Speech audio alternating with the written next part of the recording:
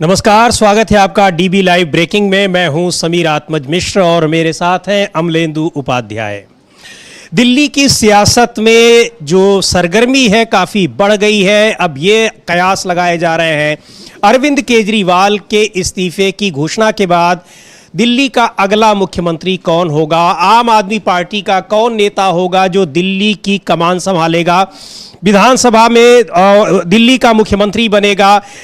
केजरीवाल ने आम आदमी पार्टी के संयोजक और आम आदमी पार्टी के नेता, दिल्ली के मुख्यमंत्री, उन्होंने घोषणा कर दी कि अब वो एक दो दिन के बाद छोड़ देंगे पद, यानी कल वो इस्तीफा दे देंगे, ऐसा उन्होंने घोषणा की है। उसके बाद ये कमान किसको मिलेगी, इसको लेकर कई नाम चल रहे हैं। अमलेंदु जी से अभी हम पूछेंगे कि चर्चा में कौन से नाम हैं और उनके पीछे कारण क्या है। इसके अलावा आज शाम को पार्टी की बैठक भी बुलाई गई है जिसमें शायद ये तय होगा कि किस नाम पर मुहर लगेगी, यानी दिल्ली का अगला मुख्यमंत्री कौन होगा। तो दिल्ली के जो सियासी गलियारों में सबसे बड़ी खबर इस समय यही है, सबसे बड़ी चर्चा यही है कि दिल्ली का अगला मुख्यमंत्री कौन होने वाला है। हालांकि अगले ही साल दिल्ली विधानसभा के चुनाव भी होने हैं और यह भी माना जा रहा है कि शायद पहले भी चुनाव हो सकते हैं, लेकिन फिलहाल दिल्ली का मुख्यमंत्री अरविंद केजरीवाल के बाद कौन बनेगा, यह अपने आप में बड़ी खबर है और इस पर लोगों की निगाहें लगी हुई हैं कि अरविंद केजरीवाल अभी फिलहाल अपना उत्तराधिकारी किसे बनाएंगे, क्योंकि उन्होंने कह दिया कि ना तो उनको वो मुख्यमंत्री से इस पद से इस्तीफा दे ही रहे हैं। मनीष सिसोदिया जो उनके डिप्टी रहे हैं, डिप्टी चीफ मिनिस्टर रहे हैं, वो भी नहीं मुख्यमंत्री बनेंगे। उनके बाद फिर और कौन बनेगा, तीसरा कौन नाम है जिस पर मुहर लगेगी आम आदमी पार्टी की बैठक में। अरविंद केजरीवाल का वो विश्वस्त कौन है जिसको मुख्यमंत्री बनाएंगे या बनाना चाहेंगे। तो ये सारी चीजें ये तय होंगी कि अब अरविंद केजरीवाल की जगह कौन लेगा। अरविंद केजरीवाल ने साफ तौर पर कहा है कि जब तक जनता उनको क्लीन चिट नहीं दे देती है, यानी चुनाव में दोबारा उनको जीत नहीं दिला देती है, वो उसकी जब तक उनको क्लीन चिट नहीं मिलती है तब तक वो दोबारा मुख्यमंत्री नहीं बनेंगे। पिछले हफ्ते ही जेल से काफ़ी दिनों के बाद, लगभग 177 दिन जेल में बिताने के बाद अरविंद केजरीवाल जेल से वापस आए। जेल से उनको जब सुप्रीम कोर्ट से जमानत मिली, इससे पहले ईडी मामले में जमानत मिली थी लेकिन जेल से बाहर नहीं आ पाए थे। सीबीआई ने जो उनको अरेस्ट किया था उस मामले में उनको जमानत मिली, जमानत के बाद वो बाहर आए और उसके बाद उस समय उन्होंने ये बात नहीं कही, लेकिन अब उसके 2 दिन के बाद ये उन्होंने जब घोषणा की कि अब मुख्यमंत्री के पद से वो इस्तीफा देने जा रहे हैं, तो अब इस बात को लेकर काफ़ी सियासी गलियारों में चर्चा है कि आखिर मुख्यमंत्री के पद पर किसको चाहेंगे और कौन नियुक्त होगा। आम आदमी पार्टी की जो एडवाइजरी कमेटी है वो किस नाम पर अपनी सहमति देगी। बहुत सारे नाम चर्चा में हैं, लेकिन इसे लेकर अब दिल्ली की सियासत में काफ़ी गर्मी और बढ़ गई है। और यही नहीं, भारतीय जनता पार्टी के जो नेता ये मांग कर रहे थे कि अरविंद केजरीवाल इस्तीफा दें क्योंकि वो जमानत पर ही बाहर आए हैं और जमानत का मतलब अदालत द्वारा क्लीन चिट देना नहीं होता है, लेकिन तब इस्तीफा उन्होंने नहीं दिया। अब इस्तीफा देने के बाद अब यह भी माना जा रहा है कि क्या अरविंद केजरीवाल ने भारतीय जनता पार्टी के नेताओं के दबाव में इस्तीफा दिया है। लेकिन बड़ी खबर यही है कि अब कौन मुख्यमंत्री बनेगा दिल्ली का अरविंद केजरीवाल की जगह। तो अमलेंदु जी, इसमें बहुत सारे नाम चर्चा में हैं, लेकिन आप अभी जो आम आदमी पार्टी के सोर्सेस से जो बातें पता चल रही हैं कि किसके नाम पर सहमति बन सकती है, तो क्या अपडेट्स है आपके पास? देखिए समीर जी, एक तो यहाँ ये ध्यान रखना होगा कि कोई ज़रूरी नहीं है कि कोई विधायक जो है वही बने। इसलिए ज़रूरी नहीं है चूँकि 5 महीने का समय रह गया है विधानसभा भंग होने में, यानी चुनाव होने में, तो 6 महीने की बाध्यता होती है जीत कर आने की। तो अब कोई विधायक बने ये कोई ज़रूरी नहीं है कि वही विधायक ही बनेगा, तो कोई भी नाम हो सकता है। अब जो नाम चर्चा में चल रहे हैं उनमें कई लोग रेस में हैं। आतिशी का नाम है उसमें, सौरभ भारद्वाज का नाम है उसमें, गोपाल राय का नाम है उसमें, राघव चड्ढा का भी नाम बताया जा रहा है उसमें। तो ये कई सारे नाम चल रहे हैं। संदीप पाठक जो हैं वो बार बार दिखाई आते हैं, चेहरा उनका दिखाई आता है, लेकिन वो मतलब ये नाम चल रहे हैं। तो अभी ये देखना होगा कि कौन होता है और क्या कारण किया जाता है। अच्छा, उसमें फिर और नाम भी चल रहे हैं। कैलाश गहलोत जो मंत्री हैं उनका नाम चल रहा है, कुलदीप कुमार जो हैं उनका नाम चल रहा है। तो कई नाम चल रहे हैं। जाहिर सी बात है कि उसका नाम लिया जाएगा जिसको, एक तो जो 5 महीने का समय बचा है उसमें कौन, अरविंद केजरीवाल ने जो अपनी नीतियाँ तय की हैं, उनकी पार्टी का जो रुख है उसको कौन बेहतर तरीके से आगे रख सकता है, और इसके साथ साथ वोट बैंक की जो पॉलिटिक्स है उसमें कौन ज़्यादा मुफीद होगा। तो चूंकि 5 महीने का समय है, कम समय होगा उस मुख्यमंत्री के पास काम करने के लिए, तो कम समय में ज़्यादा काम कर सके ये क्षमता भी देखनी होगी।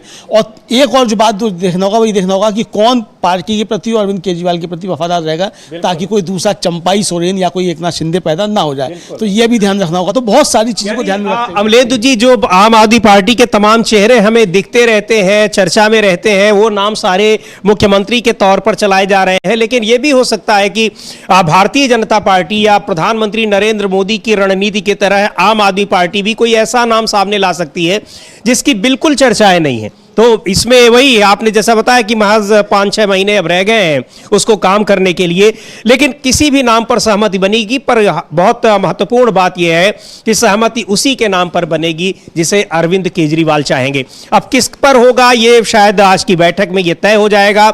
शाम को जो होने वाली बैठक है एडवाइजरी कमेटी की पार्टी की, उसमें ये बातें इस नाम पर जिसे भी अरविंद केजरीवाल का उत्तराधिकारी चुना जाएगा उसके नाम पर सहमति बनेगी, मुहर लगेगी। लेकिन अभी ये कयास लगातार लग रहे हैं और दिल्ली की सियासत गरमाई हुई है इस मामले को लेकर कि उत्तराधिकारी अरविंद केजरीवाल का कौन बनेगा। ये भी बड़े सवाल उठ रहे हैं कि अरविंद केजरीवाल ने पहले इस्तीफा क्यों नहीं दिया, लेकिन ये उनकी बिल्कुल साफ तौर पर यह रणनीति है। और अरविंद केजरीवाल ने दूसरे मुख्यमंत्रियों को, जो विपक्षी मुख्यमंत्री हैं, उनको भी सलाह दी है कि अगर उनके खिलाफ कोई कार्रवाई होती है, वो जेल जाते हैं, तो इस्तीफा बिल्कुल ना दें।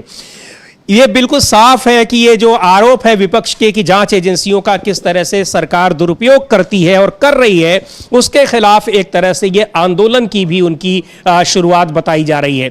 तो अरविंद केजरीवाल के उत्तराधिकारी पर दिल्ली के मुख्यमंत्री के नाम पर आज सहमति बनेगी, लेकिन तब तक इस बात को लेकर चर्चाएं गर्म है कि आखिर वो नाम कौन होगा जिस पर सहमति बनाने की कोशिश हो रही है।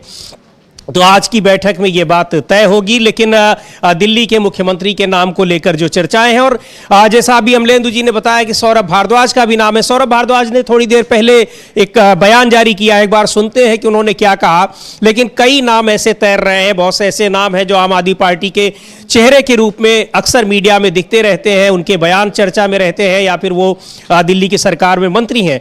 लेकिन कुछ ऐसे नाम भी हैं जो बहुत चर्चा में नहीं रहते, पर उन पर भी एक गहन मंथन चल रहा है कि उन्हें भी दिल्ली की गद्दी सौंपी जा सकती है।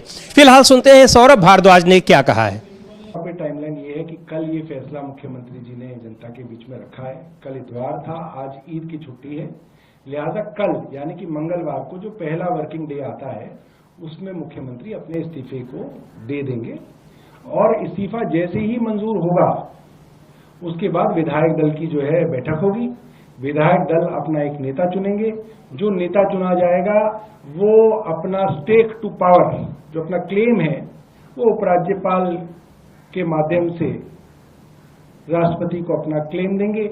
क्योंकि कोई ऐसी दिक्कत नहीं है, हमारे 60 विधायक हैं, तो जाहिर सी बात है उनको बुलावा आएगा, और जब वो बुलावा आएगा तो फिर वो जो है अपनी शपथ लेंगे। तो इस तरीके का है, और मुझे लगता है कि ज्यादा दिन नहीं, एक हफ्ते के अंदर ये सारी की सारी प्रक्रिया हो जानी चाहिए। प्लान क्या होगा, किस तरीके से वो काम करेंगे, क्या कुछ है? अब तो भाई जो आएंगे वही काम करेंगे, वही एक्शन प्लान बताएंगे। अगर एक्शन प्लान भी मैं ही बना दूं उनका तो फिर कैसे चलेगा? अच्छा, एक ये भी कहा जा रहा है कि अरविंद केजरीवाल ये कह रहे हैं कि जनता के बीच में जाएंगे, जनता से ईमानदारी का सर्टिफिकेट मिलने के बाद वो सीएम की कुर्सी पे रहेंगे। लेकिन ये आरोप लग रहा है कि एक राजनीतिक मजबूरी थी, आप लोगों को महिलाओं को 1000 रुपया देना है, वो जब तक कैबिनेट की बैठक नहीं होगी, उसमें पास नहीं होगा, तब तक नहीं हो सकता। अरविंद केजरीवाल कैबिनेट की बैठक बुला नहीं सकते, इसलिए वो मुख्यमंत्री का पद छोड़ रहे हैं, लेकिन छोड़ने के लिए वो नाखून कटा के शहीद बन रहे हैं। देखिए, ऐसा है, भारतीय जनता पार्टी 6 महीने से उनका रेजिग्नेशन मांग रही थी, और वो ये कह रही थी रेजिग्नेशन इसलिए दो क्योंकि सरकार नहीं चल सकती जेल से, मगर जेल से सरकार अरविंद केजरीवाल ने चला के दिखाई। अब वो बाहर आ गए थे तो वो फिर मांग रहे थे, अब दे दिया तो कह रहे नहीं साहब इन्होंने इसलिए नहीं दिया, इन्होंने इसलिए दिया। अरे तुम क्यों मांग रहे थे, फिर तुम मत मांगते, हमारी पॉलिसी ना आने देते। तुम चाहते हो हमारी पॉलिसी आ जाए इसलिए मांग रहे थे, ऐसा तो नहीं। हर तरीके से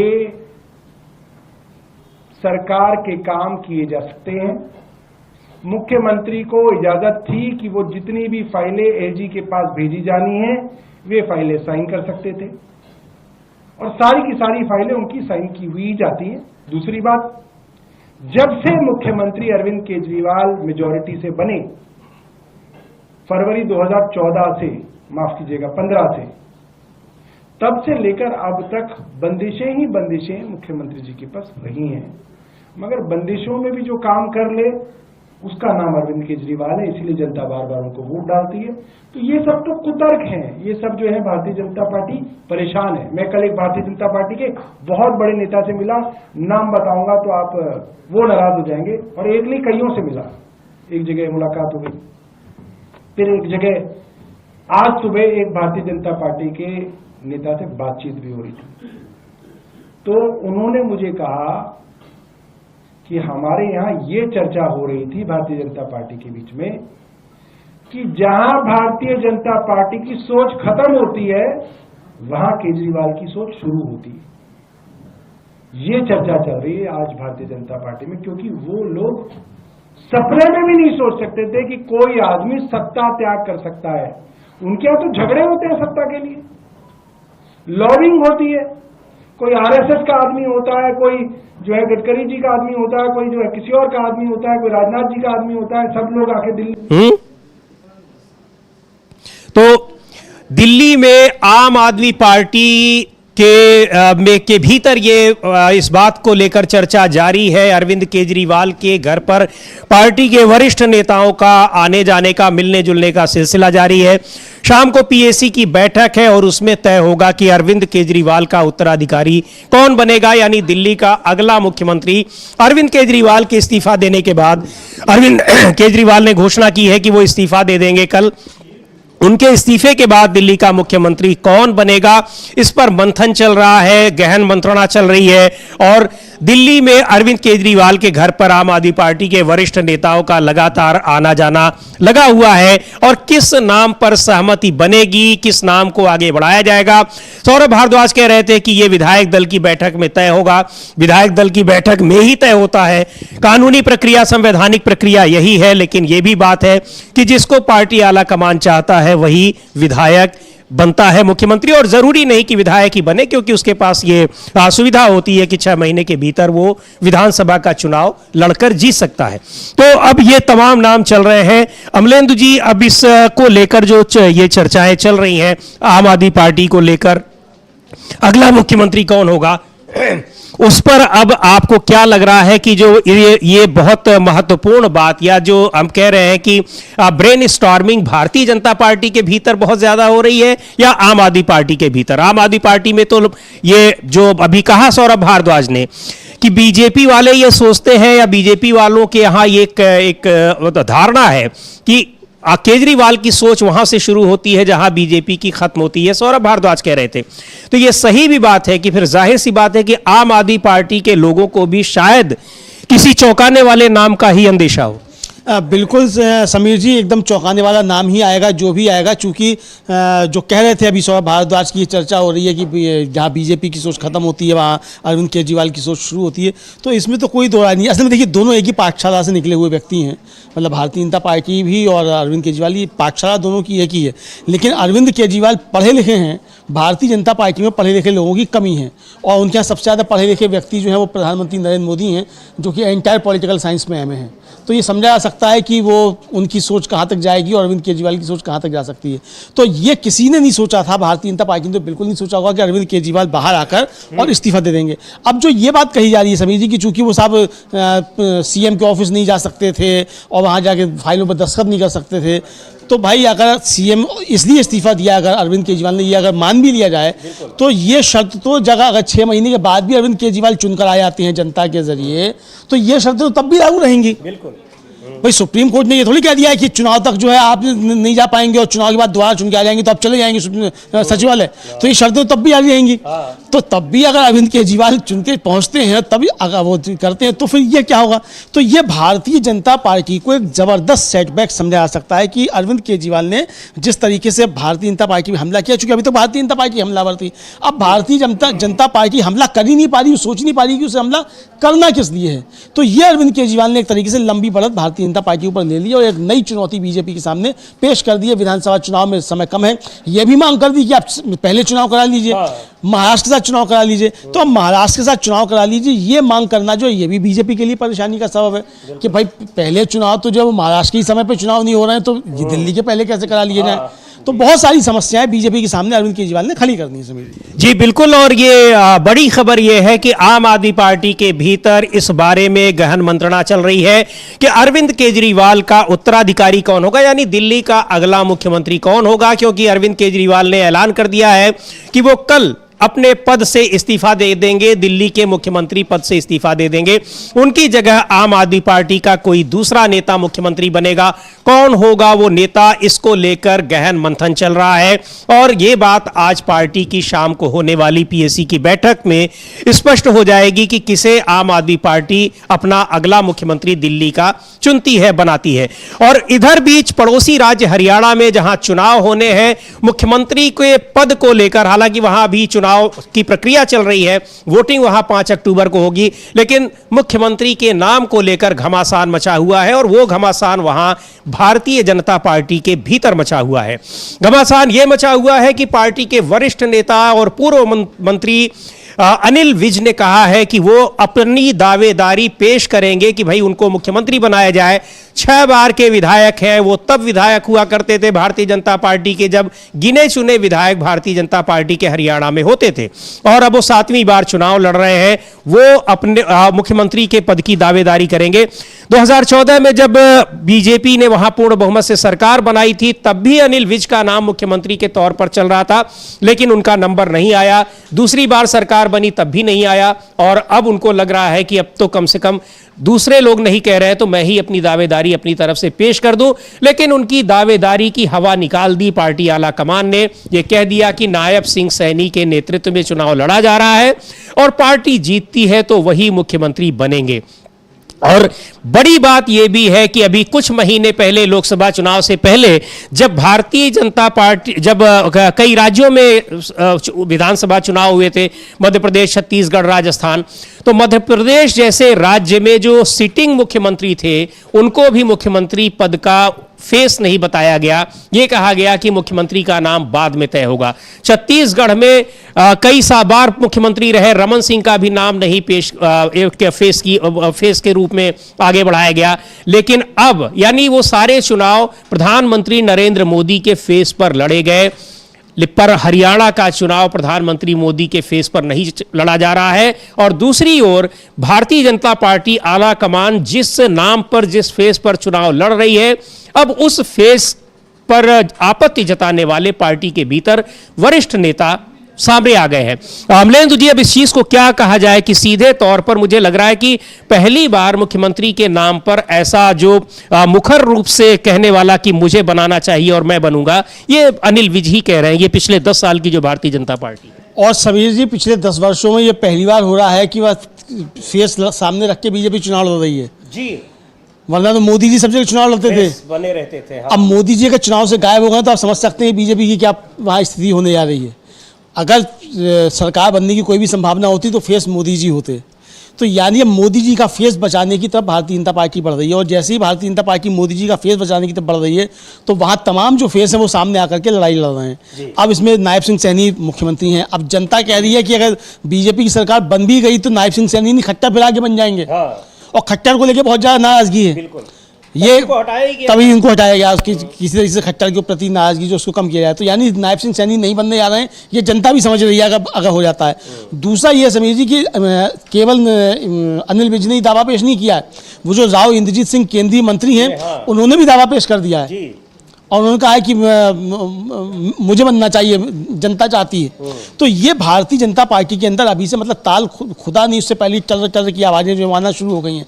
अब वो ताल खुदेगा भी कि नहीं खुदेगा इसकी भी कोई गारंटी नहीं है, क्योंकि जो अभी तक सर्वे आ रहे हैं, हम लोग आप दोनों गए थे जमीन पे लगातार ग्राउंड पे। लाइव की जो ग्राउंड रिपोर्टिंग लगातार हो रही है वो आप सुन रहे हैं, लगातार उनको देख रहे हैं। जो वहाँ का पब्लिक ओपिनियन है, वहाँ के लोगों की बातें सुन रहे हैं, और जो सर्वे आ रहे हैं उनके बारे में अमलेंदु जी बता रहे हैं, उनसे ये साफ दिखाई पड़ रहा है कि भारतीय जनता पार्टी की सरकार से हरियाणा के लोग जो लगातार 10 साल से वहां पर सरकार चला रही है, बहुत ज्यादा उससे खुश नहीं है। हाँ बिल्कुल खुश नहीं है, बहुत ज्यादा का बिल्कुल खुश नहीं है, बल्कि नाराजगी है। और वो तो आपने जब समीर जी पूछा एक सज्जन से, और जब एक पूर्व फौजी जो थे वो आए और फिर उन्होंने जिस तरीके के शब्दों का इस्तेमाल किया, तो आपको था वो माइक बंद करना पड़ा, उनको बताना पड़ी भाई आप इस पे हैं, आप टीवी चैनल पे हैं, कृपया इन शब्दों का इस्तेमाल ना कीजिए। तो आप समझ सकते हैं कि कितना गुस्सा वहां लोगों में बीजेपी को लेकर, और अनिल विज को ये पर्चा शायद दाखिल कर रहे हैं, और उनकी तस्वीरें, पुरानी तस्वीर है ये, अनिल विज हैं जिन्होंने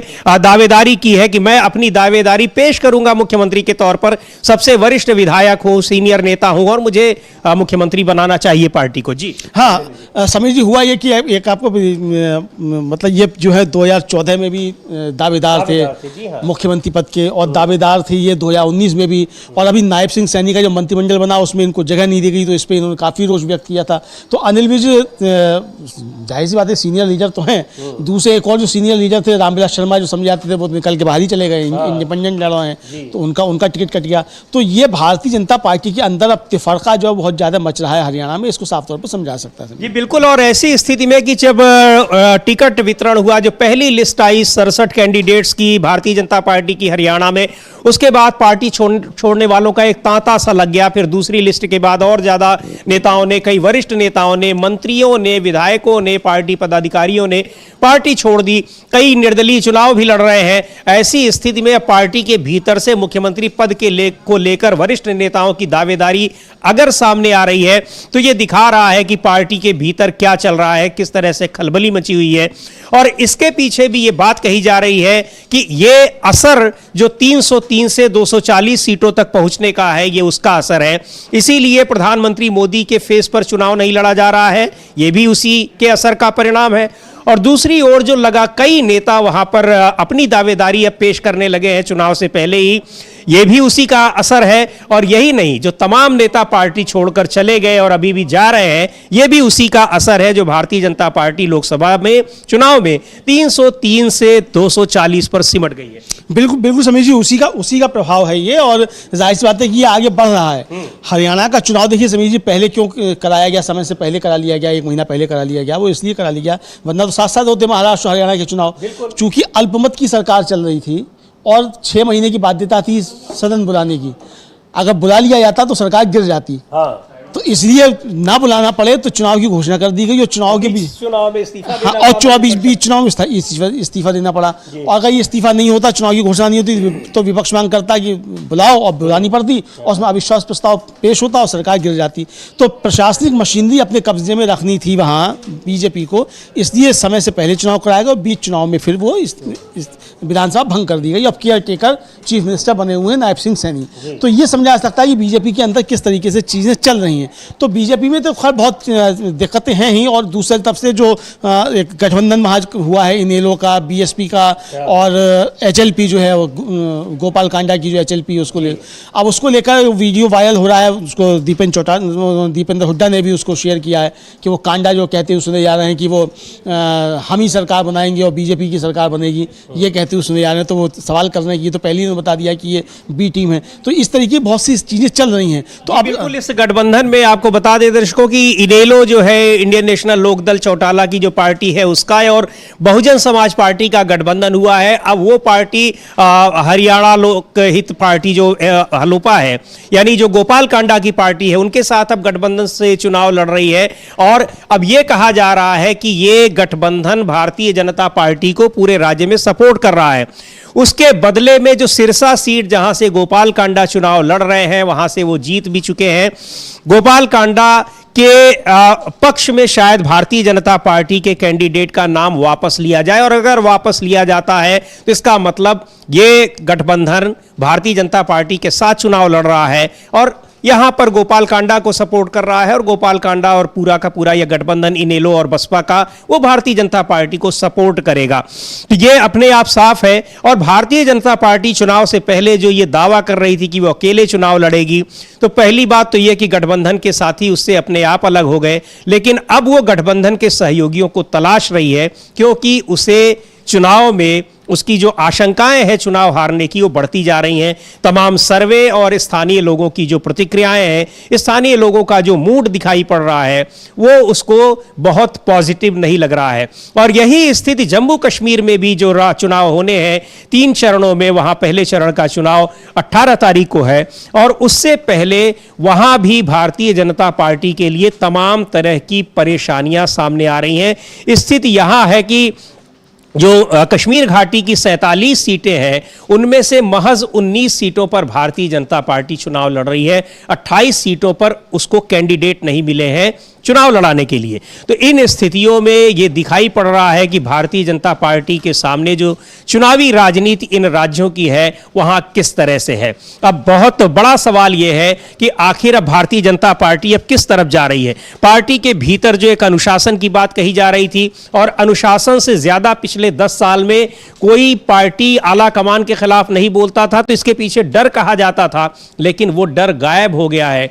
राहुल गांधी जो कई बार कह चुके और अभी अपने जो उन्होंने अमेरिका दौरे में भी कहा कि इस चुनाव ने, लोकसभा चुनाव ने यह दिखा दिया है कि प्रधानमंत्री नरेंद्र मोदी का डर नहीं रह गया है। अब यह डर शायद उनका अपनी पार्टी के लिए था या किसके लिए था, यह समझने वाली बात है, लेकिन यह तो साफ दिखाई पड़ रहा है कि अगर चुनाव से पहले मुख्यमंत्री पद की दावेदारी ठोकी जा रही है पार्टी के नेताओं की तरफ से, वरिष्ठ नेताओं की तरफ से, जिम्मेदार नेताओं की तरफ से, और दावेदारी ठोकने का यह भी मतलब है कि उनकी वरिष्ठता को नजरअंदाज किया गया, तो यह साफ दिखाई पड़ रहा है कि आला कमान अब कितना कमजोर हो चुका है और उसकी पकड़ कितनी ढीली हो चुकी है। बिल्कुल, बहुत पकड़ ढीली हो चुकी है समीर जी, और ये साफ तौर पर दिखाई पड़ रहा है। हरियाणा की घटना इसकी तरफ साफ तौर पर इशारा कर रही है कि नरेंद्र मोदी और अमित शाह की पकड़ अब ढीली पड़ चुकी है।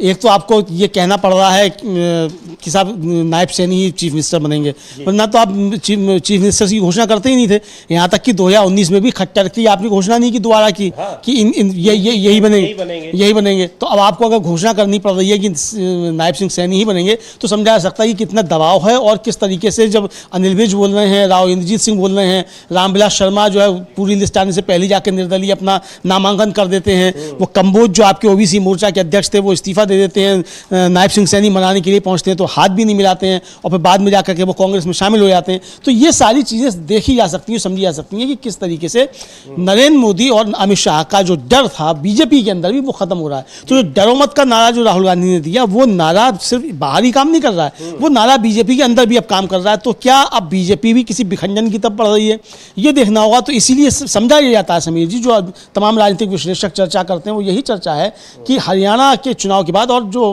महाराष्ट्र के चुनाव के बाद कोई बड़ा खेल हो सकता है दिल्ली में।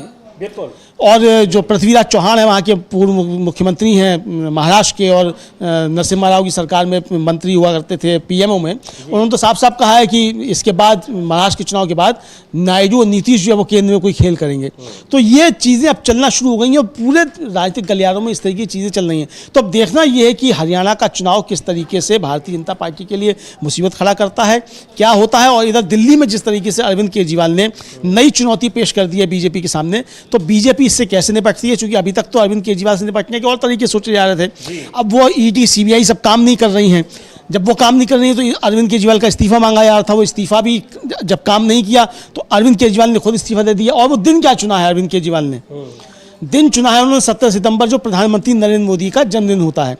अब ये मीडिया जो है समीर जी, जो अभी तक खबरें चलाता था कि साहब ये प्रधानमंत्री ने आज ये किया, प्रधानमंत्री ने वो किया, अब इसके सामने कल संकट होगा कि कल जब अरविंद केजरीवाल देखिए एक तो सुबह पहले इस्तीफा देंगे, इस्तीफा देने के बाद फिर वो 2 घंटा इंतजार करेंगे, उसके बाद विधायकों की बैठक होगी, फिर नए मुख्यमंत्री का नाम होगा, तो यानी मोदी जी का जन्मदिन तो वैसे ही खटाई में पड़ गया। तो ये किस तरीके से, मतलब जो कह रहे थे सौरभ भारद्वाज की बीजेपी की सोच जहाँ खत्म होती है वहाँ से अरविंद केजरीवाल की सोच शुरू होती है, तो ये साबित कर रहे हैं भाई जब निर्णय ले लिया था अरविंद केजरीवाल ने इस्तीफा देने का, तो 2 दिन इंतजार क्यों करना इस्तीफा देना। सही, अगर उन्होंने इस्तीफा देने का फैसला कर ही लिया तो ये बड़ा सवाल है और निश्चित तौर पर उसका एक बड़ा जवाब भी, महत्वपूर्ण जवाब उसका यही हो सकता है, या उसके पीछे और क्या कारण हो सकता है कि 2 दिन बाद देंगे। तो ये है कि 2 दिन बाद एक महत्वपूर्ण तारीख है, प्रधानमंत्री मोदी कई घोषणाएं भी करने वाले थे, आयुष्मान भारत में जो 70 साल के ऊपर का है शायद उसकी बात भी करते हैं, और उसको जो भारतीय जनता पार्टी या सरकार उसको मनाने के अपने तरीके हैं कई ढंग से, वो सारे जो आयोजन होते तो निश्चित तौर पर मीडिया का अटेंशन एक डाइवर्ट हो जाएगा, भटक जाएगा और उस तरह से नहीं बना पाएंगे। तो ये बहुत बड़ी बात है कि आखिर 2 दिन बाद अरविंद केजरीवाल ने इस्तीफा देने की घोषणा क्यों की। तो अब इस्तीफे के बाद इस्तीफे की घोषणा तो कर दी है उन्होंने, लेकिन बड़ा सवाल यही है कि दिल्ली का अगला मुख्यमंत्री आम आदमी पार्टी किसे बनाने जा रही है, यानी आम आदमी पार्टी के जो विधायक हैं, विधायक दल की बैठक में वो किसे बनाएंगे। आज पार्टी की बैठक हो रही है पीएसी की, जिसमें शायद ये नाम तय हो जाएगा, स्पष्ट हो जाएगा, अब उसकी घोषणा हो या ना हो, लेकिन उम्मीद नहीं है कि आज घोषणा होगी, क्योंकि नाम हो सकता है उसी समय करें कि जब अरविंद केजरीवाल का इस्तीफा हो जाए और उसके बाद विधायक दल की बैठक हो। लेकिन आज की बैठक में ये तय हो जाएगा कि किसको आम आदमी पार्टी दिल्ली में अरविंद केजरीवाल का उत्तराधिकारी बनाने जा रही है, किस नाम पर वो सहमति जताती है, किसे दिल्ली का अगला मुख्यमंत्री बनाने का फैसला आम आदमी पार्टी करती है। और इस बीच जी हाँ अमलेंदु जी, समीर जी, अभी थोड़ी देर पहले सौरभ भारद्वाज की एक और बाइट आई है। और उसमें वो जो मुद्दा बता रहे हैं उससे समझा सकता है कि मुख्यमंत्री कौन हो सकता है। हालांकि वो मुख्यमंत्री संबंधित नहीं है, वो मुद्दा वो है जो राहुल गांधी उठा रहे हैं, और मुद्दा है जातिगत जनगणना का। तो सौरभ भारद्वाज जातिगत जनगणना को लेकर क्या कह रहे हैं, अगर हम लोगों के पास बाइट हो तो हम उसको सुनवा सकते हैं, अपनी हम टीम से कहेंगे अगर वो बाइट हो सौरभ भारद्वाज की, कि क्या कह रहे हैं सौरभ भारद्वाज जातिगत जनगणना को लेकर, तो ये समझा जा सकता है समीर जी कि किस तरफ जो है अभी तक जो आरोप लगता था आम आदमी पार्टी ऊपर कि ये बड़े मसलों पर जो राष्ट्रीय मुद्दे हैं उन पर अपनी राय स्पष्ट नहीं करते, तो राहुल गांधी का जातिगत जनगणना का मसला जो है उस पर अगर आम आदमी पार्टी भी खुलकर समर्थन कर रही है तो ये चीजें समीर जी किसी दूसरी दिशा में बढ़ती हुई भी दिख रही हैं, इसको समझाया। बिल्कुल सौरभ भारद्वाज सुनते हैं क्या कह रहे हैं, लेकिन बड़ा मसला इस समय यही है, बड़ा मुद्दा यही है कि आम आदमी पार्टी दिल्ली में अरविंद केजरीवाल का उत्तराधिकारी किसको बनाती है, दिल्ली का अगला मुख्यमंत्री किसको बनाती है। सुनते हैं सौरभ भारद्वाज को। देखिए, केंद्र की भारतीय जनता पार्टी की और आरएसएस की जातिगत जनगणना को लेकर नियत जो है साफ नहीं है, इसलिए बार बार गोल गोल बयानबाजी करते हैं। और इसीलिए इस बार लोकसभा के चुनाव में पब्लिक ने इनको नकारा है। मैं इनसे निवेदन करूंगा, आप केंद्र की सबसे बड़े दल हैं, आप केंद्र में सरकार चला रहे हैं, आप इस बात को साफ कीजिए कि वो सेंसस किस तरीके का सेंसस आप करा रहे हैं, जातिगत जनगणना करा रहे हैं या नहीं करा रहे हैं, और नहीं करा रहे हैं तो क्यों नहीं करा रहे हैं, ये कारण जो है आपको पब्लिक में बताने चाहिए। ये कोई आपके घर का मामला नहीं है, ये आपका कोई प्राइवेट मामला नहीं है कि जिसको आप जो है चुपचाप कराएं। आप बाकायदा बताइए, अपनी पॉलिसी को डिक्लेयर कीजिए और उसके ऊपर संसद में चर्चा कराइए। तो सौरभ भारद्वाज ये बता रहे थे कि किसे चुना जा सकता है। हालांकि अभी ये जैसा अभी हमने आपको बताया कि कोई नाम अभी तय हो ये बात अभी सामने नहीं आई है, तमाम नाम चल रहे हैं। लेकिन ये भी हो सकता है कि जो नाम चल रहे हैं, आम आदमी पार्टी के जो तमाम फेस हैं मीडिया में दिखते रहते हैं या वो अपने बयान देते रहते हैं, हो सकता है उनमें से किसी का चुनाव हो, या ये भी हो सकता है कि बिल्कुल एक अननोन नाम कोई सामने आए और उसे भी मुख्यमंत्री बना सकती है आम आदमी पार्टी दिल्ली का।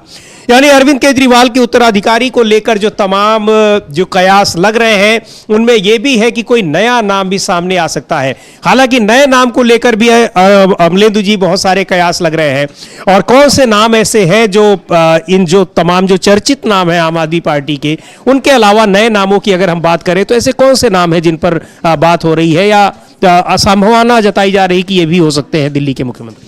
देखिए समीर जी, एक तो जो सबसे बड़ा नाम हो सकता था अरविंद केजरीवाल के बाद मनीष सिसोदिया का, वो नाम तो खुद ही उन्होंने अरविंद केजरीवाल ने अपना इस्तीफे की घोषणा करते समय कर दिया कि ये भी नहीं लड़ेंगे और जनता के बीच जाएंगे। और मनीष सिसोदिया ने भी कल कह दिया कि सॉरी कि जब तक जनता मुझको नहीं मैंडेट दे देगी तब तक मैं भी शिक्षा मंत्री की कुर्सी पर नहीं बैठूंगा। तो यानी ये चीज़ स्पष्ट हो गई कि मनीष सिसोदिया भी नहीं बनेंगे। अब जो नाम आते हैं उनमें कई नाम चल रहे हैं, आतिशी का नाम चल रहा है, सौरभ भारद्वाज का नाम चल रहा है, कैलाश गहलोत हैं उनका नाम चल रहा है, कुलदीप कुमार का नाम चल रहा है, गोपाल राय का नाम चल रहा है, ये कई नाम चल रहे हैं। तो अब इनमें कौन होता है ये तो इनकी जो आज इनकी शाम को बैठक होनी है। सबसे बड़ा नाम तो अमलेंदु जी चल रहा है सुनीता केजरीवाल का भी। अभी पिछले कुछ समय से जो लगातार अरविंद केजरीवाल के जेल जाने के बाद से जिस तरह से वो लगातार सक्रिय दिख रही हैं पार्टी की बैठकों में, और पार्टी ने भी हरियाणा चुनाव में जो अपने जो स्टार प्रचारकों की लिस्ट जारी की है उसमें अरविंद केजरीवाल के बाद उनका दूसरा नंबर है। और इस बात को लेकर काफी चर्चाएं हैं कि हो सकता है कि सुनीता केजरीवाल का भी नाम आम आदमी पार्टी का विधायक दल जो है वो चुने?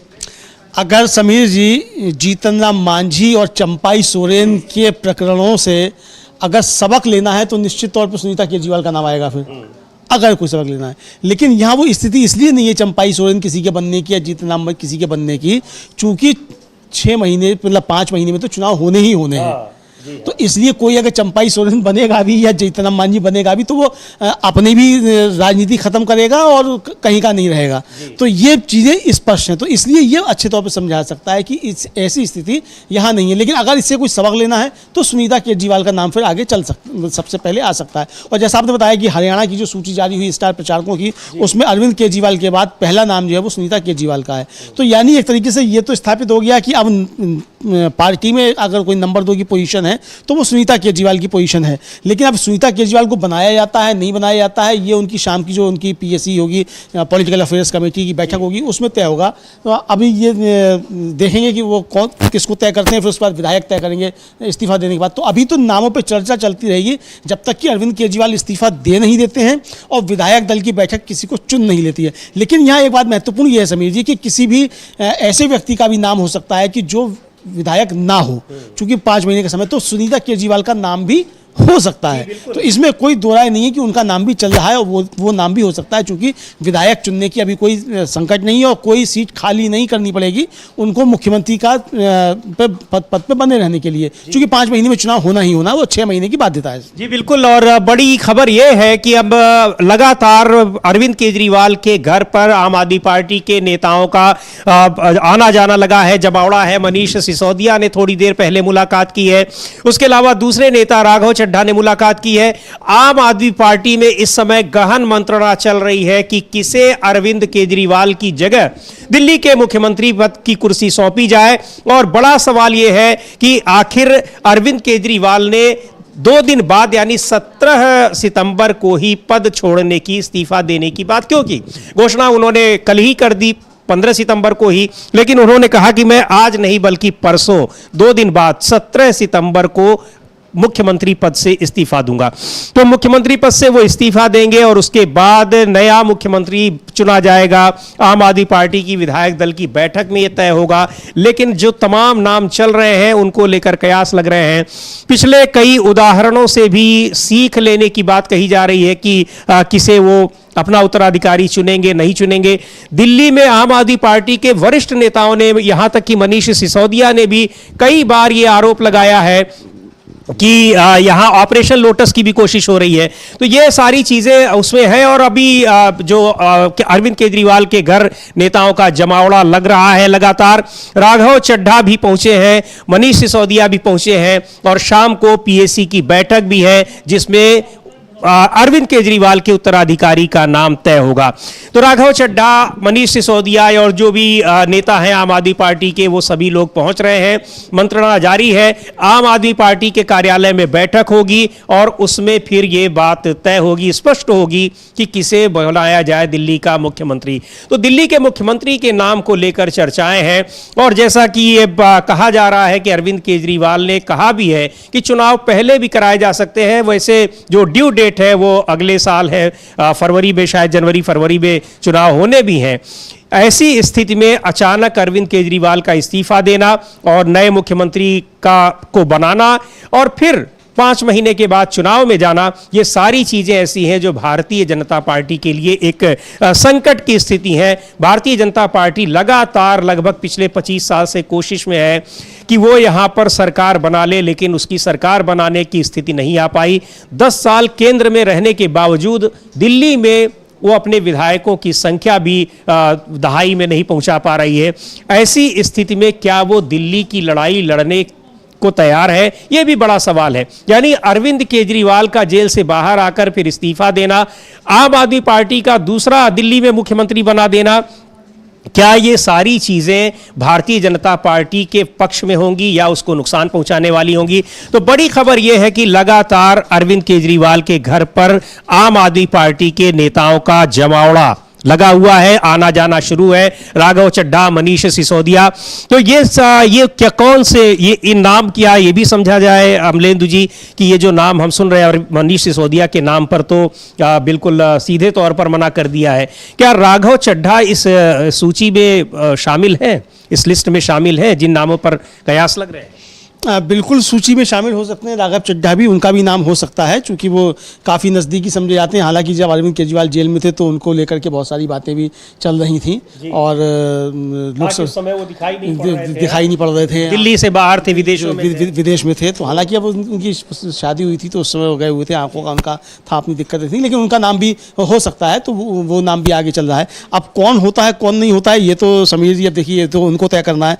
हम लोग तो सिर्फ चर्चा कर सकते हैं कि भाई कौन उन्हीं नामों की बात कर सकते हैं जो हमें आम आदमी पार्टी के स्रोतों से, सोर्सेस से पता लग रहा है कि किनके नाम की चर्चा हो रही है, कौन लोग बुलाए जा रहे हैं, क्या वहां पर हो रही है। बाकी तो बिल्कुल सही बात है कि यह आम आदमी पार्टी की बैठक में तय होगा, और आधिकारिक रूप से, संवैधानिक रूप से उनके विधायक दल की बैठक में तय होगा। जी, उनके विधायक ही तय करेंगे, और ये विधायक ही तय करते हैं। वो भले ही ऊपर से तय होता हो, वो तो सारी पार्टियों हम लोग जानते हैं किस तरीके से होता है, लेकिन वो चूंकि संवैधानिक व्यवस्था है, विधायकों को तय करना है तो करेंगे तो विधायक ही तय कि किसको करना है किसको नहीं करना है। लेकिन वो नाम कई चल रहे हैं, तो उसमें जो आपने नाम लिए वो सारे उसमें नाम हैं, और उसमें राघव चड्ढा का भी एक नाम है कि वो भी हो सकते हैं, सुनीता केजरीवाल का भी नाम है, आतिशी का भी नाम है।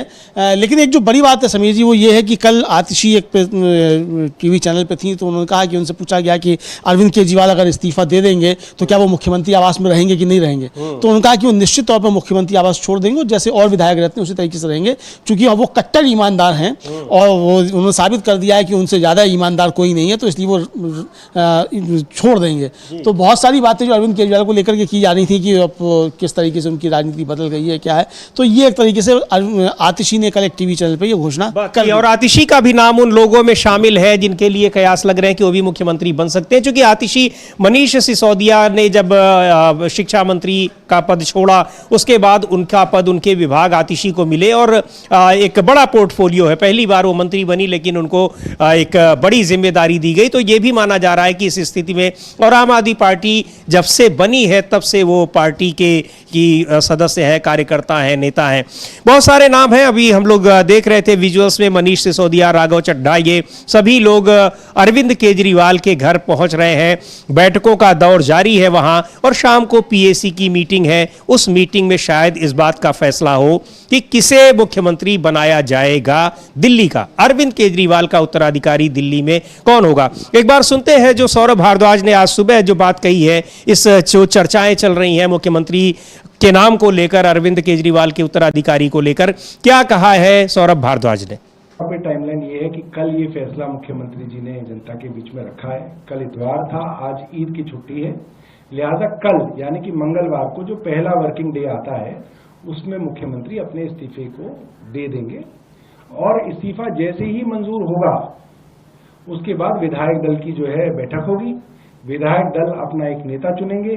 जो नेता चुना जाएगा वो अपना स्टेक टू पावर, जो अपना क्लेम है, वो उपराज्यपाल के माध्यम से राष्ट्रपति को अपना क्लेम देंगे, क्योंकि कोई ऐसी दिक्कत नहीं है। हमारे 60 विधायक हैं, तो जाहिर सी बात है उनको बुलावा आएगा, और जब वो बुलावा आएगा तो फिर वो जो है अपनी शपथ लेंगे।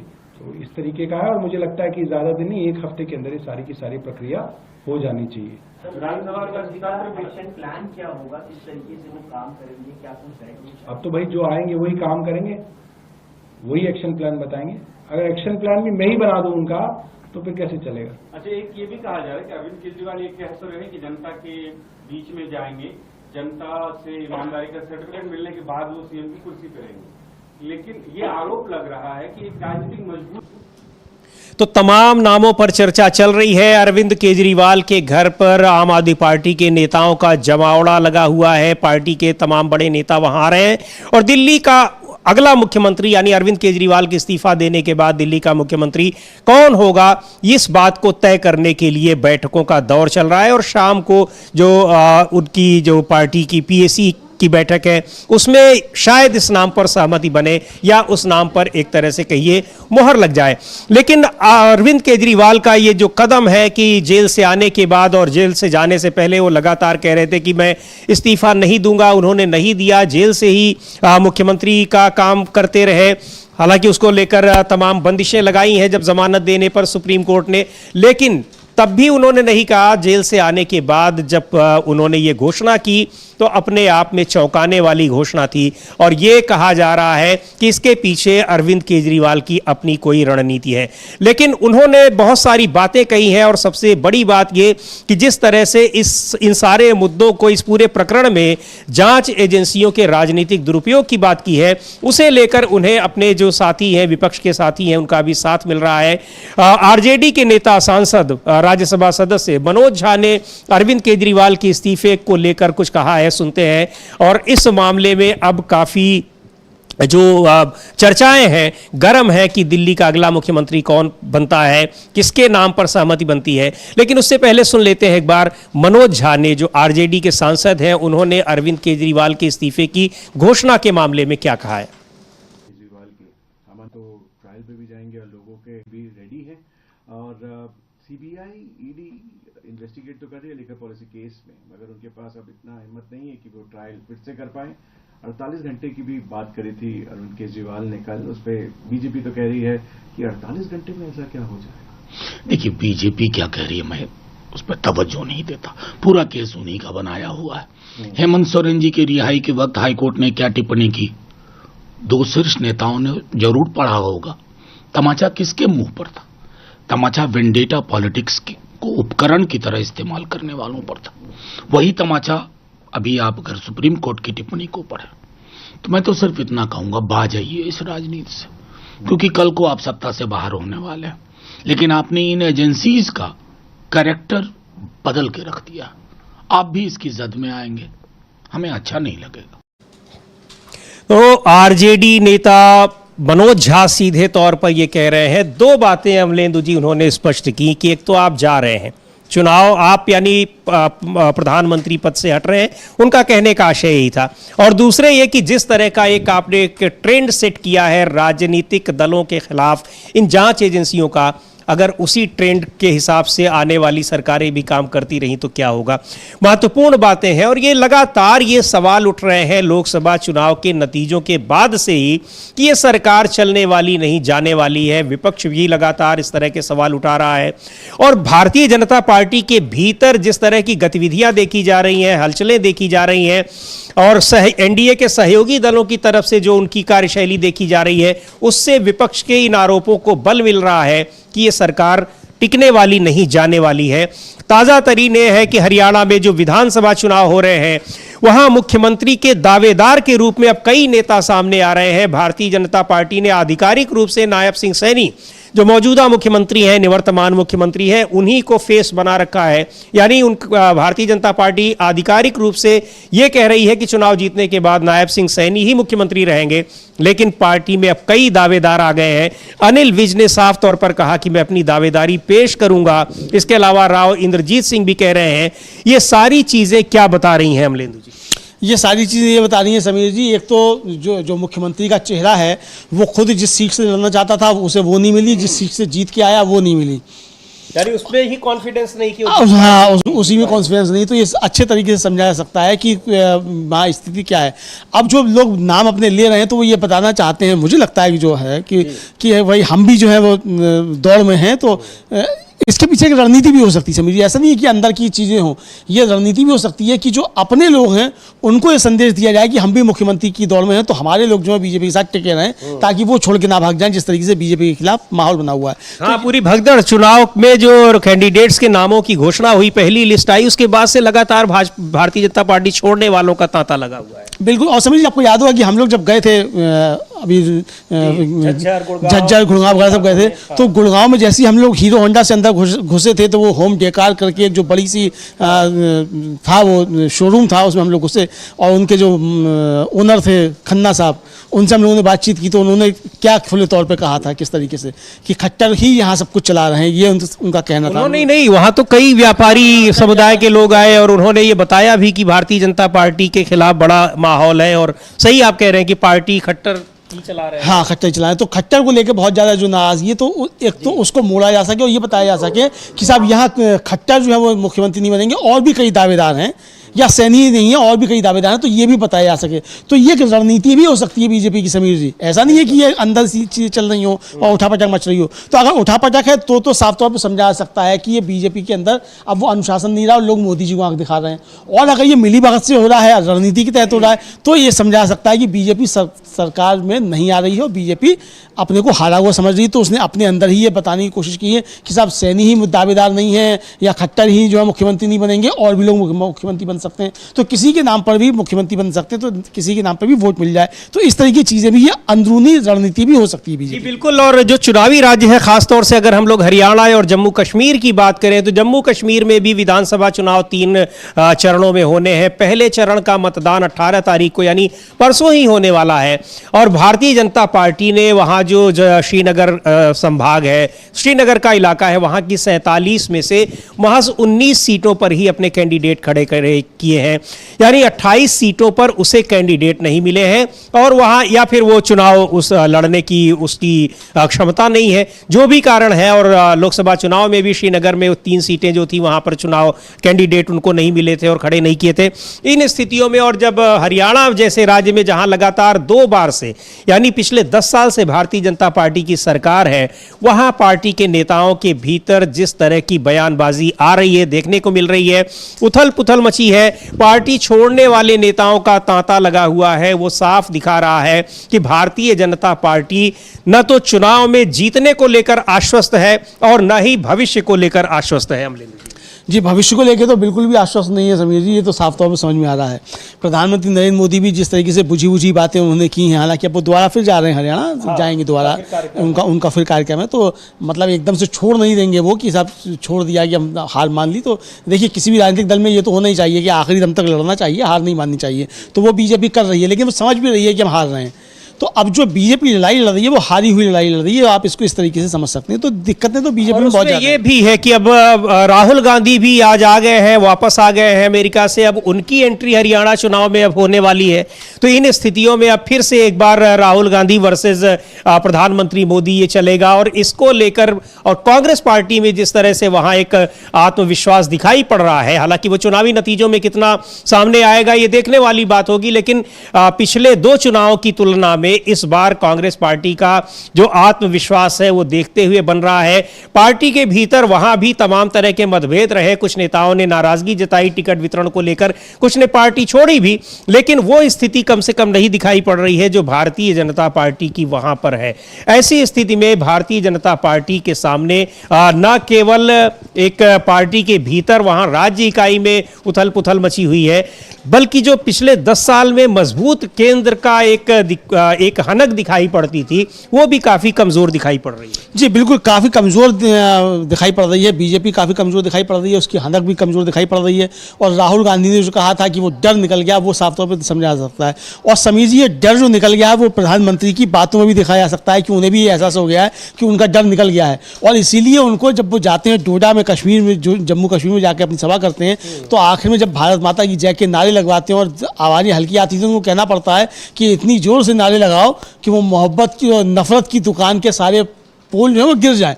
ये उनको कहना पड़ता है। अब आप समझ सकते हैं कि किस तरीके से राहुल गांधी अब नरेंद्र मोदी के सिर पर चढ़कर बोल रहे हैं। तो ये एक तरीके से जो चीज़ें हो रही हैं देश की राजनीति में वो हैं।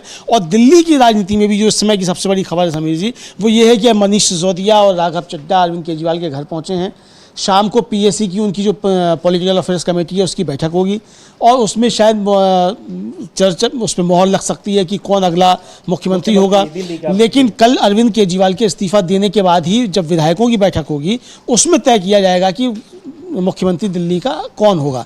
अब सवाल ये है कि अरविंद केजरीवाल ने ये क्यों तय किया कि हम विधानसभा भंग नहीं करेंगे। ये भी तो हो सकता था कि वो घोषणा करने विधानसभा भंग करें, सिफारिश कर सकते थे। उसके पीछे कारण ये समझाया समीर जी कि अगर वो जाकर ही सिफारिश कर भी देते कि हम विधानसभा भंग कर रहे हैं, तो फिर ये गवर्नर के ऊपर होता कि वो इसको एक्सेप्ट करता है कि नहीं करता है कि चुनाव में जाए कि नहीं जाए। होता ये कि वो विधानसभा भंग भी हो जाती, अरविंद केजरीवाल का इस्तीफा भी स्वीकार हो जाता और राष्ट्रपति शासन लग जाता। और फिर केंद्र के पास होता कि वो 6 महीने में चुनाव कराए कि फिर वो 6 महीने बाद चुनाव कराए। अब विधानसभा भंग अगर नहीं होती है और विधानसभा अस्तित्व अस्तित्व में रहती है, नया मुख्यमंत्री आ जाता है, तो फिर ये मजबूरी होगी कि फिर 5 महीने में जो समय सीमा उसके अंदर चुनाव कराने होंगे, तो वो फिर बाध्यता हो जाएगी। और अगर उसमें नहीं कराए जाते हैं चुनाव समय सीमा में, तो फिर केयर टेकर सरकार रहेगी, यानी फिर राष्ट्रपति शासन की बाध्यता फिर नहीं होगी और फिर उसके लिए फिर कानूनी लड़ाई लड़ी जा सकती है। तो ये अब होगा। तो यानी बहुत सोच विचार के अरविंद केजरीवाल ने इस्तीफे की घोषणा की और सिर्फ मुख्यमंत्री पद से इस्तीफे की घोषणा की, विधानसभा भंग करने की सिफारिश नहीं की, ये समझा सकते। बिल्कुल। और अब दिल्ली की जो राजनीतिक गलियारों में इस बात को लेकर चर्चाएं गर्म हैं कि अरविंद केजरीवाल का उत्तराधिकारी कौन बनता है, यानी अरविंद केजरीवाल की जगह दिल्ली का मुख्यमंत्री कौन बनता है। तमाम नामों पर चर्चा हो रही है, तमाम नाम सामने दिखाई पड़ रहे हैं, और जिसमें जो अभी दिल्ली सरकार में वरिष्ठ मंत्री हैं आतिशी, अरविंद केजरीवाल की पत्नी सुनीता केजरीवाल, इनके अलावा और भी बहुत सारे नाम हैं। इन नामों में से किसको मुख्यमंत्री बनाया जाता है, यह भी कहा जा रहा है कि शायद अरविंद केजरीवाल की जो सलाह है या उनकी सिफारिश पर कोई एक बिल्कुल नया नाम जिसकी चर्चा बिल्कुल नहीं हो रही है उसे भी लाया जा सकता है। बहरहाल ये तो तय होगा। जैसा अभी बता रहे थे अमलेंदु जी की आज जो पीएसी की बैठक है उसमें यह फैसला हो सकता है, लेकिन घोषणा कब होगी, इसकी घोषणा संभवतः जब दिल्ली के मुख्यमंत्री अरविंद केजरीवाल कल इस्तीफा देंगे और उसके बाद इस नाम पर आएगा। कुछ और अपडेट्स हैं जो हमें, हाँ, एक बड़ी खबर अविनाश जी के पास कुछ अपडेट्स, जी बिल्कुल बताएं। सिरसा से बीजेपी कैंडिडेट रोहतास ने अपना नॉमिनेशन वापस ले लिया है। हाँ, वहाँ से गोपाल कांडा उम्मीदवार हैं। शुरुआत से ये उम्मीद चल रही थी कि गोपाल कांडा का बीजेपी समर्थन करेगी। गोपाल कांडा एनडीए में थे, लेकिन उन्होंने गठबंधन किया आईएनएलडी के साथ में, लेकिन हाँ इनेलो के साथ में, क्योंकि बीजेपी ने पहले वहाँ से कैंडिडेट उतार दिया था। तो इसके कारण से गोपाल कांडा इनेलो के साथ में चले गए थे, लेकिन अब बीजेपी ने उस सीट से अपने उम्मीदवार का नॉमिनेशन वापस ले लिया और गोपाल कांडा को समर्थन कर दिया है। तो बिल्कुल, अभी अविनाश जी हम लोग यही चर्चा कर रहे थे कि ऐसा हो सकता है, और अगर ऐसा हुआ तो ये साफ पता लग जाएगा कि पूरे राज्य में इनेलो, बसपा और गोपाल कांडा का गठबंधन भारतीय जनता पार्टी का समर्थन कर रहा है, क्योंकि इनेलो के साथ बीएसपी का गठबंधन है। और अब नाम जब वापस ले लिया है भारतीय जनता पार्टी के कैंडिडेट ने सिरसा से, तो अब ये बात स्पष्ट हो गई है। और यही मांग थी गोपाल कांडा की, बल्कि पहले वो भारतीय जनता पार्टी से ही टिकट चाह रहे थे, लेकिन नहीं दिया। भारतीय जनता पार्टी ने कहा वो अकेले चुनाव लड़ेगी और गठबंधन नहीं करेगी। अब ये घोषणा, अब ये तय हो गया है कि अब वहां पर ये जो इनेलो और बसपा का गठबंधन है वो भारतीय जनता पार्टी का सहयोग कर रहा है। हाँ बिल्कुल, भारतीय जनता एक्चुअल में क्या है, वहाँ बीजेपी कोई कोशिश ये है कि जो जाट वोट है वो ज़्यादा से ज़्यादा डिवाइड हो जाए, चाहे वो इनेलो हो चाहे जेजेपी हो। ये दोनों के पीछे बैकिंग एक तरीके से मानी जा रही है बीजेपी की है, क्योंकि यदि बीजेपी इनके साथ गठबंधन करती है तो फिर जाट वोट पूरी तरीके से कांग्रेस के साथ चला जाएगा। तो इन लोगों को बीजेपी ने गठबंधन इसीलिए नहीं किया है कि यदि ये थोड़ा बहुत वोट भी जाट समाज से ले आते हैं तो उसका फायदा बीजेपी को मिल जाएगा। लेकिन अब यहाँ खुलकर दिखाई देने लगा है कि अंदर खाने में ये लोग मिले हुए हैं। तो ऐसे में जो जिस चीज़ को बीजेपी छुपा के रखना चाहती थी वो एक तरफ से खुल के सामने आ गई है। तो हाँ, और ये खुल के सामने आ गई है। और दूसरे ये भी है, ये भी स्पष्ट हो गया है कि भारतीय जनता पार्टी अब अकेले जो चुनाव लड़ने का उसका दावा था कि वो अकेले चुनाव लड़ेगी, जीत हासिल करेगी, उसको लग रहा है कि अब उसका भी कॉन्फिडेंस लूज हो रहा है। यानी वो अपने इन जिन सहयोगी दलों को पर्दे के पीछे रखकर इनके साथ चुनाव लड़ने की तैयारी कर रही थी, अब उनको सामने लाकर, यानी उनका समर्थन, खुद समर्थन कर रही है और उनका समर्थन ले रही है, इस स्थिति में आ गई है। मुख्यमंत्री के लगातार दावेदार निकल रहे हैं, भारतीय जनता पार्टी छोड़ने वालों का तांता लगा हुआ है। इन स्थितियों में उसका आत्मविश्वास कितना मजबूत बना रहेगा ये देखने वाली बात होगी। और जिस तरह से आप डीबी लाइव में लगातार ग्राउंड रिपोर्ट्स हरियाणा से देख रहे हैं, उनसे भी आपको काफ़ी कुछ पता लग रहा होगा कि भारतीय जनता पार्टी के 10 साल की सरकार को लेकर लोगों में क्या प्रतिक्रिया है, विपक्षी गठबंधन को लेकर यानी कांग्रेस पार्टी को लेकर किस तरह की वहाँ पर एक लोगों के मन में किस तरह का उत्साह है, या उन्हें लेकर क्या आशाएं हैं, उम्मीदें हैं। ये सारी चीज़ें आपको लगातार हरियाणा से के तमाम इलाकों से जो ग्राउंड रिपोर्ट्स हो रही हैं उनके ज़रिए आपको मिल रही हैं। लेकिन एक बड़ा सवाल यही है कि भारतीय जनता पार्टी और जो इनेलो, बसपा, इनका गठबंधन था, अब ये साफ तौर पर स्पष्ट हो चुका है कि ये लोग एक साथ चुनाव लड़ रहे हैं। अब सिरसा में गोपाल कांडा को ये भारतीय जनता पार्टी ने अगर कैंडिडेट वापस लिया है तो इसका मतलब है कि वो समर्थन खुले तौर पर दे रही है। हाँ बिल्कुल समीर जी, अब तो ये स्पष्ट हो गया। और दीपेंद्र हुड्डा ने कल यही ट्वीट किया था, उनका वीडियो शेयर करते हुए आशंका, हाँ उनका था। ये तो खुद जो है वो कांडा बता रहे हैं कि जो इनेलो और बीएसपी और एचएलपी का गठबंधन है, ये बीजेपी का गठबंधन है, बीजेपी के लिए काम कर रहा है। तो ये साफ तौर पर देखिए समीर जी, जो अभी अविनाश जी कहते हैं, हम लोग भी इस बात को देख रहे हैं लगातार, जमीन पे होकर आए हैं, हम लोगों ने भी इसको महसूस किया और आप भी समझ रहे हैं कि जो जेजेपी और आजाद समाज पार्टी का कराया गया गठबंधन, और गठबंधन ही नहीं कराया गया, चंद्रशेखर को सुरक्षा बढ़ा दी गई जी हाँ। कि वो दूसरे राज्यों में जाएंगे तो वहां भी उनको सुरक्षा मिलेगी। तो ये चंद्रशेखर को अच्छी खासी सीटें जेजेपी ने दी हैं। अच्छी खासी सीटें दी हैं। तो ये पूरी तरीके से, एक तरीके से, यानी आप देखिए कि ये जो दलित राजनीति के जो पहलू समझे जाते हैं, वो किस तरीके से किन हाथों में खेलना शुरू कर देते हैं, ये चीजें भी अब सामने आना शुरू हो गई हैं। तो ये बहुत एक नई चीजें देश के अंदर तो है, लेकिन नेताओं को लगता है कि शायद मतदाताओं को ये सारी चीजें नहीं पता हैं, लेकिन मतदाताओं के बीच जो जानते हैं उन्हें ये चीजें पता होती हैं। जब हम लोग घूम रहे थे तो कई लोगों ने ये सारी चीजें, उनको पहले से पता थी कि ये सारी चीजें होने वाली हैं। तो ये अब राजनीति में और समीर जी, लोगों ने यहां तक बता दिया कि कौन कौन कितने वोट लेगा, ये भी कितने वोट लेगा। तो उनकी समझ नेताओं की समझ से कहीं ज्यादा है। ये अपने को दिलासा देने वाली बातें हैं। मतदाता तय कर चुका होता है कि उसे क्या करना है और क्या नहीं करना है। तो बड़ी खबर आज आप ये रही कि अभी आम आदमी पार्टी में बैठक चल रही है, लगातार वहां पर मंथन चल रहा है कि दिल्ली का अगला मुख्यमंत्री कौन होगा।